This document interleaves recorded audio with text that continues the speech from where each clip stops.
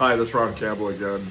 I guess the story I'm going to talk about is me, connections, SAC Air Force Base in Loring, Maine, a psychic named Dr. Alex Tanis, a friend of mine named Terry Everett, and UFOs. Sounds kind of weird, it really is. As mentioned earlier, in 1969, Terry and I were sitting in a restaurant. This man came in, said hi to a friend of mine he'd never met before.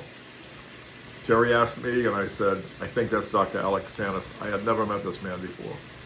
Now let's move ahead from 1969 to 1988. And I'm going to have to go back on this story a little bit because it's just so friggin' weird, okay? My wife was going to be on the Geraldo Rivera show as a corroborating witness to a ghost story. Now, we walked into this thing in this room. I felt pure evil. It was a very weird feeling. And all of a sudden, this man stood up, walked over to him. He looked sort of familiar, and another man with him. It turns out there was Dr. Alex Tanis from 1969. With him was another psychic, I believe, from London. And they looked at it. My wife was very pregnant with our youngest child. And they said, don't worry, Ron.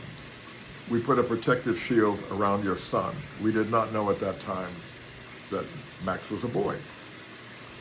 So the story goes on, we got through that, and then we went out for lunch with Dr. Tanis, and that's when it got really interesting. But I need to backtrack a little bit, because Dr. Tanis was a famous psychic. I knew nothing really about him, but my wife was involved in exploring a story about ghost stories at a place called Beckett's Castle in Cape Elizabeth, Maine. We'll put those pieces together later, but not at the moment.